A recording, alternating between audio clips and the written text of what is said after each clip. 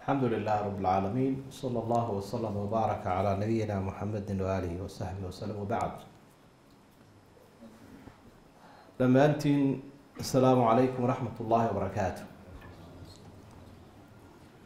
أنت كذب أنت أنا الموضوع كهذا قمارك وعن كهريسين لها إنه أكسونا إنه هتين نقول هاي dad muslimiina sidaynu u soo saarno xoolaha inay ka duwan tahay siday gaalada u soo saaraan kayfiyatul intaaj dhaqaale soo saarka iyo xoolo shaqaysiga iyaga iyo inagu waynu ku kala duwannahay. waxaynu ku kala duwannahay siyaasadeena dhaqaale waxay ku salaysan tahay wax Ilaahay raali ka yahay. marka qof doonaya inuu dhaqaalo ururiyo iyo qof doonaya dhaqaale xalaal inuu ururiyo farqi baa u dhaxaynaya dabcan. marka mabda aynu ka dhaqaaqayno markaynu cid u shaqaynayno ama inagu shaqaysanayno taasaa muhiima oo qofku waa inuu ogsoonaada maalinta qiyaamaha in su-aale ku iman doonto oo markuu soo baxo xabaasha sida aragteen xadiidka caanka ah waxyaabaha la weydiinaya waxaa ka mid a cilmigiisii, cimrigiisii, cuudkiisii iyo xoolo u shaqaystay. cimrigii muxuu ku qabtay, cilmigiina muxuu ku qabtuu kaga camal falay, xoolihii xaguu ka soo shaqaystay, xaguuse ku bixiyey.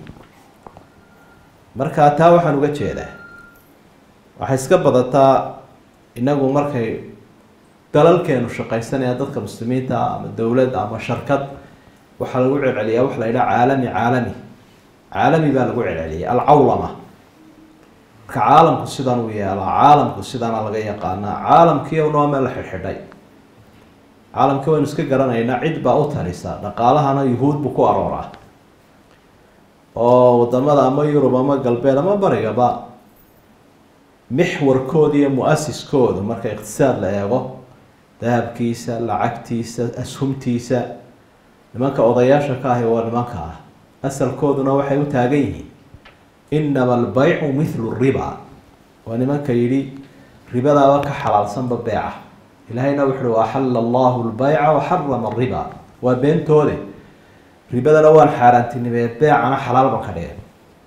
marka qadiyada sidaa caalamku shaas u shaqeeya dadka had iyo jeer iyaga la soo shaqeeyay ama baanankaa kasoo shaqeeyay waxay ku celceliyaan waxaa maanaan arki jirin iyo waxaasaan arki jirin. marka waxaad arki jirta ma wax inkaaran buu ahaa mise wax Ilaahay ogol yahay. marka qadiyadaasaa u baahan haddaad tihiin aqoon-yahanka intaajka dhaqaalaha inoogu sameynaya inaa wax ka taqaaniin iqtisaadka islaamka iyo siyaasadaha uu leeyahy iyo qawaacidka iyo usuusha uu ku fadhiyo si aynu u badbaadno. dhaqaaluhu inuu xaaraan kaa noqdo musiibo weyn wey. cibaadadaadii buu saameynaya dee waa ka nebigu le fa annaa yustajaabu lidalik. xaaraan cunaha ducadiisa see loo aqbali. caruurtaadii buu saameynayaa oo dee calaf xun baad u shaqeynaysa iyo kayd xun baad dhigaysa. marka wax uu qalbigaagu ku dega waa inuu noqdaa oo aanad ka warwarin ma xalaalba mise waa xaraam. waa ka nebigu shubuhaadku inoo diidayn alxalaalu bayinu walxaraamu bayin wa baynahumaa umuuru mushtabihaat laa yaclamuhuna kathiiru min annaas faman ittaqa shubuhaati faqad istabara lidiinihi wa cirdi. xaaraantu way cadday, xalaashuna way cadday. arrimaha udhexeeya dadka cilmiga aan badnayn ma garan karo. laakiin maxaa la gudban qofka wixii uu ka shakiyo dac maa yaribuka ilaa maa laa yaribu. arrintaasi aada bay muhiim u tahay inaynu garanno oo aynaan ku dayanin ummado kale. siyaasada kaga dayan mayno, dhaqaalaha kaga dayan mayno, dhaqanka kaga dayan mayno. waa laga yaabaa arrimaha adduunyada ee la ordaya ee la shaqaysanaya xirfadaha la xidhiidha in xalaal iyo xaaraan la eegay waa lagaga dayan karaa. laakiin wixii arrimahaas lagaga dayan maayo ummadaha sheegay. marka qadiyadaasi aada bay muhiim u tahay in waxaan ku talinayaa qof kastaaba fiilka uu ku jiro inuu aqoonta islaamku wuxuu ka yidhi wax ka barto. si dhib yar baa maanta wax loo baran karaa. inaad baaritaan u samayn kartaa baa muhiima, ama cid ku tilmaanto oo ku hagta aada wax ka weydiiso macluumaad aad kororsato meeshaad ka shaqaynayso. mar walba islaamkeenu waxyaabuu ka duulo waxaa ka mid ah wax ku xalaaloobaan alcuquud, heshiisyo. wax aan heshiis lahayn lama dhaqaajiyo. heshiiska iibka, heshiiska kiraysiga, heshiiska loo shaqeeyaha iyo kii u shaqaynayay, heshiiska macmiilka iyo beeca iyo waxa la kala iibsanayo, wax alla waxaasi haddaanay cuquud lahayn ma ansaxaan. oo qur-aanku dee ilaa an takuuna tijaaratan can taraad, waxaa wax ku xalaaloobaan baa lagu leeyahy in ganacsigu uu yahay mid raali noqosho ku salaysan. markaa qadiyadaasaan ugu horeynba baraarujin lahaa. sidaa u danaynaysaan markaad shirkadda u shaqo tegayso inaad aqoon u leedahay qeybta lagu qaadanayo ood shahaado u sidato. shahaadadii waxay sheegaysaa waa inaad xirfadii leedahay si aad wax u soo saari karto. sidoo kale waa inaad xalaashiina miiri kartaa, oo inaguma filla un ama waa ifsaad in wax aada soo saaraysaa dhaqaalo badan unu noqdo loo qiilday. dadkana waxaa le waxa ugu daran qofka ku iibsadaa aakhiradiisa adduunyadiisa. man baaca aakhiratahu bidunyaahu, oo intuu aakhira iska tuuro adduunye iibsada. wa akhsaru minhu man baaca aakhiratahu bidunyaa gayri, waxaana kasii khasaaro badan qofka aakhiradiisii dhaafsada adduunye cid kale uu shaqaynayo. haddaad shaqaysanaysa, haddaad shirkadda u shaqaynaysaba maxaa xalaala, waa muhiim. taasi waa muqadamo ahaan oo aan ku saxayno fikirka odhanaya dadka markaad dhegaysato kii shirkad ka shaqaynaya caalamka buu leeyahy, kii siyaasad ka shaqaynayna caalamka buu leeyahy, wadamada horu maray qaar baynu ku dayna, qaar baynu isku xeernay. filimkaasi halkaasaa lagu joojinayaa. maxaa inaga anfaca ee islaamkeenu ogolyahay? muxuu islaamkeenu diidaynu daynayna? intaa marka laga yimaado waxaa jira aakhiru zamaanka siduu nabiguba inoo tilmaamay sala allahu calayhi wasalam. waxaa xaaraanta la yidhaahdo noocyadeeda kala duwan waxaa lagu xalaashan doonaa biasmaaa mukhtalifa mutaxabiba aw muxabiba. waxaa lagu xalaashanayaa xaaraanta magacyo kala duwan oo la qurxiyey ayaa lagu xalaashanaya. oo la iska odhan maayo waxani waa ribo iyo waxani waa xaaraan iyo waxani waa baatil, ee isagoo qurux badan baa lagu dhiibaya. sidii shaydaanku waa u ballan qaaday isagoo ilaahay hortaagan ee uhi wala usayinana lahum, waan u qurxin doonaa. marka ribada faa-idaa lagugu sheegaya. faa-idat lbunuuk marka la leeyahy faa-iidada baananka macnaheeda waa maxay? oo ribada. qaawanaanta waxaa lagu sheegayaa taxadur iyo tamadun, waa horumar iyo ilbaxnimo iyo reer magaalnimo ayaa lagu odhan doonaa. xijaabkuna waa badownimo iyo xidhnaan. marka lagu leeyahay tamadun iyo qofkaas waa reer magaal, waa mutaxadir, wuxuu labisanayaa si aan ilaahay raalli ka ahayn. waxa aada arkaysaa iyada oo lagugu sheegayo mujuunka iyo khalaacada, afxumada iyo edab darada iyo dadkoo lacaayo fan baa lagugu sheegi doonaa. waxaan la yidhaahdo qamaarka ama khamrigii dee islaasimaan. khamrigiina waxaa la odhan doonaa almashruub alkuxuuli ama mashruub lafraax, cabitaanka isagana lagu farxo.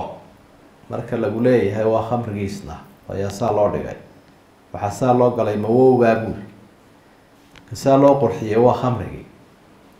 kan kale isaga la socda ilaahay uu ku lifaaqay qamaarkana, isagana waxaa loo bixinayaa magac kaa lamid ahoo isagana waxaa la leeyahay waa faa-iidada casriga.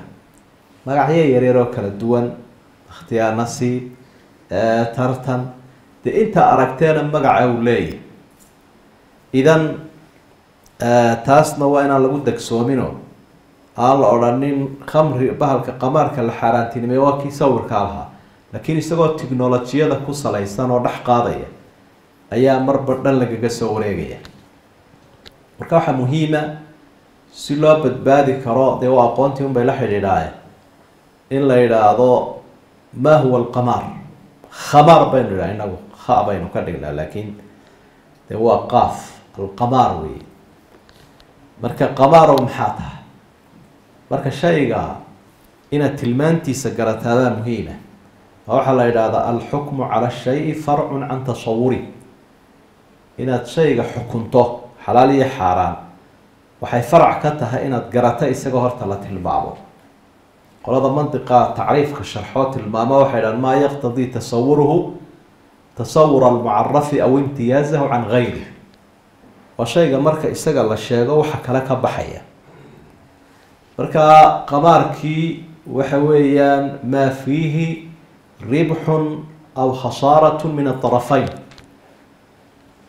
waa shay laba tartame ka dhexeeya, labadaa tartame labadiiba waxbay bixinayaan, midna wuu khasaaraya midna wuu faa-idaya. qaacidadiisa sidaas qamaarka waxaa la yidhaahdo. khasaare iyo faa-iido ayaa kasoo baxaya labada tartame dhexdooda.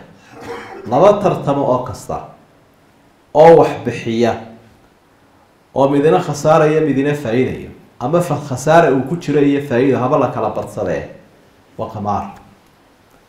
marka halkaa waxaa kaaga soo baxay inuu arkaan leeyahay.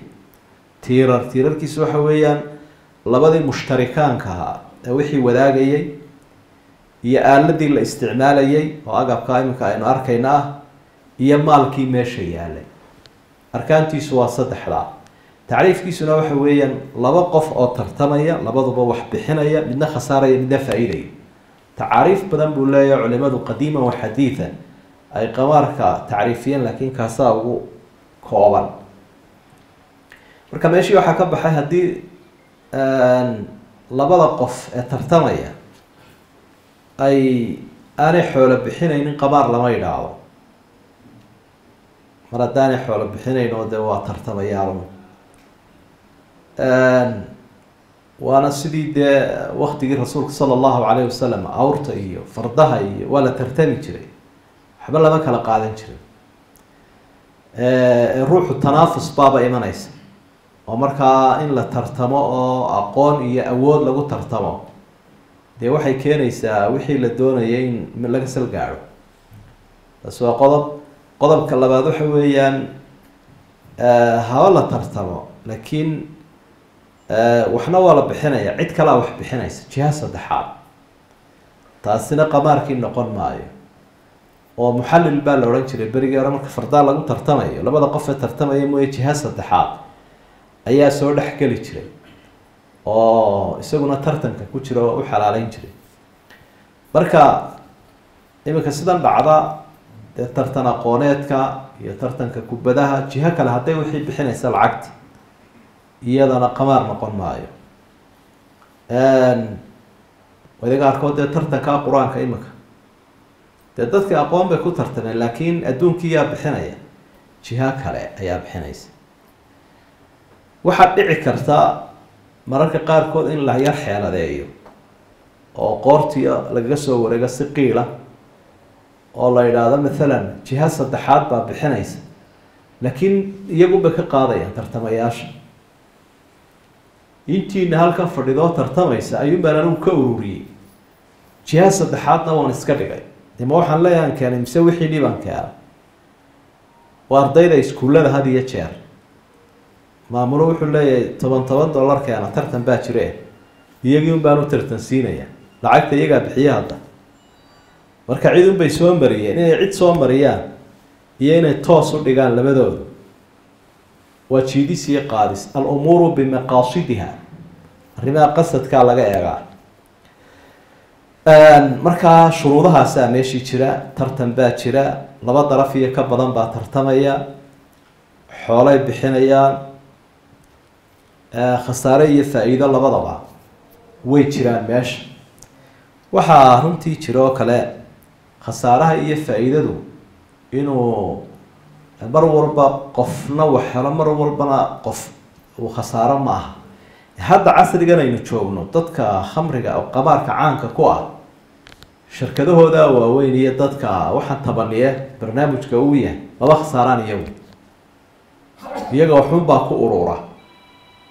waxaa dhacaa dadkan yaryar ee faraha badan ee lasoo ciyaarsiinayo haddii 100,000 oo dollar laga qaado 20 iyaga lagu wareejiyo 80 cidda waxaan hagaysay ku ururtaa oo iyagu mar walba faa'iido helayaan waa mudamman ilaan xagga dambe ay taagan yihiin oo wixii bay hagayaan marka mar walba ma aha in darafka khasaaraya uu faramadhaado mar wax badan buu heli karaa marna wax yar buu heli karaa qamaarku tilmaantiisa waxaan ugu dheeraanaynaa shayga inaad tilmaantiisa taqaanaa waxay kaa fursanaysaa inaad su-aalo badan wareysataba ood culimada ku warwareegto tilaa ka warrama wixii kaa soo horbaxa qaacidadaasaad siinaysaa ku eegaysaa ma la tartamaya laba iyo ka badan haa dhaqaale ma baxaya cidi ma khasaaraysaa cidina ma faa-iideysaa aba qamaarba baabkiisii halkaasuu gala taa markaynu intaa kaga nimaadno waxaan la idhaahdo qamaar waxa uu ka mid yahay samayntiisu dembiyada waaweyn ayuu ka mid yahay min alkabaa'ir de ilaahay wuxuu ku lifaaqay dee khamrigii baa la raaciyey yaa ayuha aladiina aamanuu inama alkhamru walmaysiru waalansaabu walazlaamu rijs min camali shayطaan fاjtanibuuhu lacalakum tuflixuun inama yuriidu shayطaanu an yuqica baynakum alcadaawata walbagdaءa fi lkhamri walmaysir wayasudakum can dikri illahi wacan الsalaati fahal antum muntahuun 9 arrimood baa istaba taagan aayadda oo lagu sheegaya ana lahu adraara dunyawiyata waakhrawiya in qamrigii iyo khamaarkaa wada socda iyo waxaa ku lifaaqani ay leeyihin dhibaatooyin diineed iyo dhibaatooyin dhaqaale labadaba inay leeyihiin marka de sidaa ilaahay inoogu sheego aayaddana koley dee tafsiirkeeda waa dhegaysteen maro badane taasaa muhiimeyn inama alkhamru walmaysir walansaab intaasuu ilaahay israaciya waa khamrigii waa qamaarkii ansaabtii iyo sanamyadii la caabudayay faalkii aada garanayso intiiba wasakh buu ilaahay ku sifeeyey rijsigu macnawi iyo xisiba u yeeshaa wasakh macnawiya weeye tani oo haddii imika lagugu sayri lahaa saxaro iyo kaadi sidaad uga cadhoon lahayd ee aada uga nexi lahayd ee aada u uri lahayd si ka daran baa tana loo uraa macnawiyan waa akhlaaqiyaadkii iyo naxariistii iyo dhaqankii inta u wasakheeya min camali shaydaani baa lagu bal adigu waxaa lagugu sheegay shaqo shaydaan marka la sheegaaba insaanka aadamahoo dhan uu ka cara haddii iminka qofka la idhaahdo shaydaanka sawirkiisa keen iyo shaydaan baa tay qof macagaalkaa iska xanaaqaya marka shaydaankii ayay shaqadiisii kamid tahay baa layihi min camali shaydaani fajtanibuuhu sameeyaba waxa ka daranba ka durka ka fogaada way ka daran tahay ha samayn lacalakum tuflixuun liibaantii baaba ku xidhan baa laga haddaad doonaysa inaad liibaanto waxaan ka duru haddaad doonaysa inaad halaagsantana faraha la gal adaa ku guban doonee markaasuu ilaahay sii raacinaya dhibaatooyinka ku jira wuxuu inamaa yuriidu shaydaanu an yuuqica baynakum alcadaawata walbagdaa fi lkhamri walmaysir weliba labadaas si gaara usoo qabto shaydaanka hadafkiisu waxa weeye inuu colaad iyo nacaybsiiyo idin dhex dhigo haddaad tihiin muslimiinta khamriga iyo qamaarka sababtooda waa adraartooda ay kamid tahay inay waa min asbaab ljariima baa la idhaha iminka daraasadaha lagu sameeyey da idinka akrii dooneen dilka u badan meelaha qamaarka la ciyaaro iyo qamriga dilka u badan baa ka yimaada oo qofkii lacag buu la imanayaa 100,000 oo dollara wixiisii oo nin halkan hortiisa fadhiyo indha buurbuuran ku shubbay buu arkayaa jeebkiisi oonu kala soo ceshan karayn isaguna cayli buu taagan yahay meeluu kula noqdo ma hayo hubku buu qaadanaya uu dilayaa alcadaawata walbagdaa islaamkuna dee wuxuu doonayaa jacayl iyo naxariis tiibuu meesha ka saaraya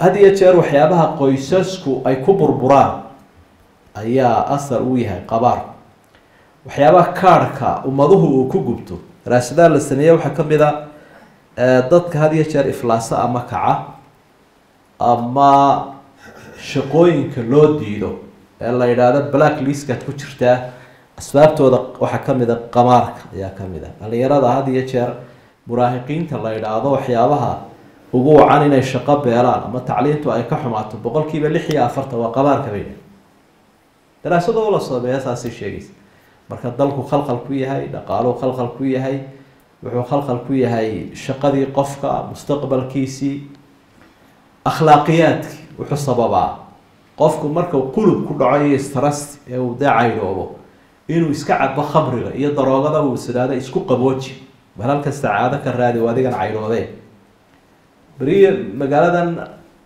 bari hore waxa jiri jiray wax la yiraahdo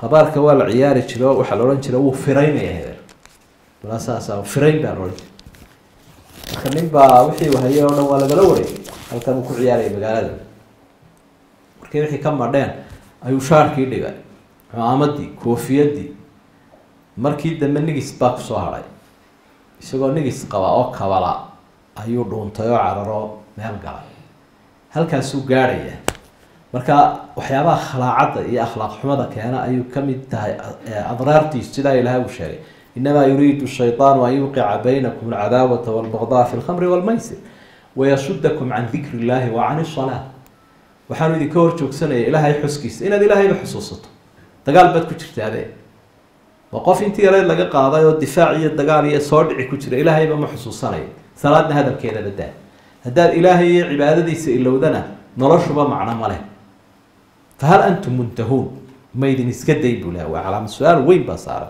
war ba idin iska day asxaabtu waxay leeyihin intahayna ilaaha waanu ka hadhna ilaah waa iska dayn ilaah waa iska dayn marka adraartiisu aada iyo aad bay u fara badan tahay xagga adduunyada iyo xagga aakhira labadaba shaygana waxyaabaha lagu qiimeeya waxaa ka mid ah dhibka iyo dheefta qul fiihimaa ithmun kabiir wa manaaficu linnaas wa ithmuhumaa akbaru min nafcihima wa intii aan la xaaraantinimaynin qamriga iyo qamaarka ayaa ilaahay waxay ku weydiinayaan dadku khamriga iyo khamaarka waxaad u sheegtaa inay in dheefana leeyihin dhib badanna leeyihin marka waxyaabaha lagu qiimeeya dhibka iyo dheefta ka mid a hadduu shayguba dhib leeyahay addararu yuzaal waa qawaacida shareecadeena ina adarara yuzaal waxalla wixii dhiba ummadda waa laga dhex qaadaa diinteennu waxay u taagantahay dadka inay u danayso oo dheef iyo wanaag ay u keento marka xalkaynala gudbana waxa weeyaan qawaacidka idinkoo qaadanaya tacaariifta iyo tilmaanta marka aada ku miisaantay inaanad waxba iska ina tirin inaanad waxa yare kasoo baxaya xiisaynin inaan qiilo loo raadinin laakiin kol hadduu khadkaa qabsado la joojiyo dadkana laga nahiyo oo waxay inagu u taagannahay inaad adigu naftaadana hagaajiso ehelkaaga iyo ummadaada iyo asxaabtaadana hagaajiso alamru bilmacruuf wannahyu can ilmunkar ma ku badbaadayna aakhiro inaad iska tahay qof wanaagsan laakiin inaad wax wanaajisaa waajib kugu ah rasuulladu waxay u imanayeen inay naftoodana wanaajiyaan dadkana wanaajiyaan ay tusaale u noqdaan marka qof walo inaga naga midahiba waa sheekh waa daaci waa muslix wallahu yaclamu lmufsida min almuslix ilaahayna wuui waan kala ogahay qofka wax kharibaya dadkayga iyo ka wax hagaajinaya marka doorkaynu qaadanayna maaha keliya inaad hagaagsanaatee dadkana waa inaynu hagaajino marka hadday dee dhowr su-aalood jiraan waa raacin karnaa insha allah mawduuca laakiin sidaa caamkaabaa u fikiraysa waan ka baxay asalaamu calaykum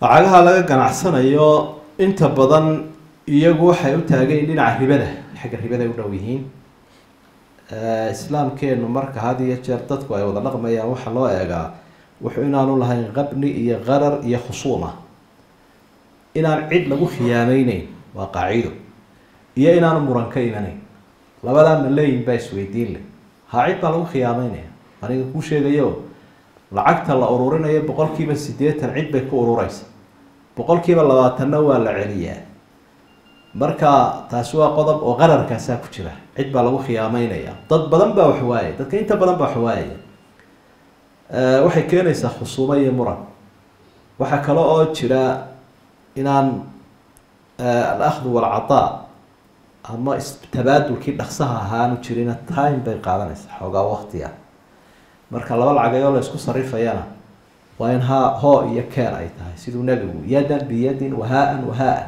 hooyo keen marka haddii daqiiqadaba noqday xoogaa ay kala dib dhacayso sarifka iyo inta laysu soo xawilayo marka asbaabta ribadaas ay ku xaaraan noqonayso waxay ka dhigantahay gaarigu baa laga kareeyay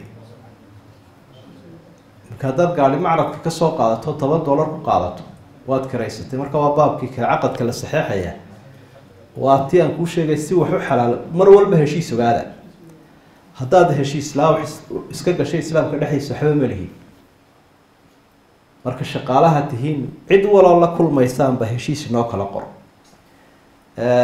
marka $8 la yidhi keen macnaheedu gaarigii baa laga kireeyay kan macradka aad kasoo qaadanayso oo kale un wey waxaan fixirka ahaa go-aan si kale kuma wada shaqaysi ku suroobi maayo waxa wey hebelow gaarigan ku shaqee ku shaqayso aniga dee kiradun ii keen caqdu liijaar baa la saxeexaya aad baa umahadsantihi asalaamu calaykum waraxmat ullahi wabarakaatu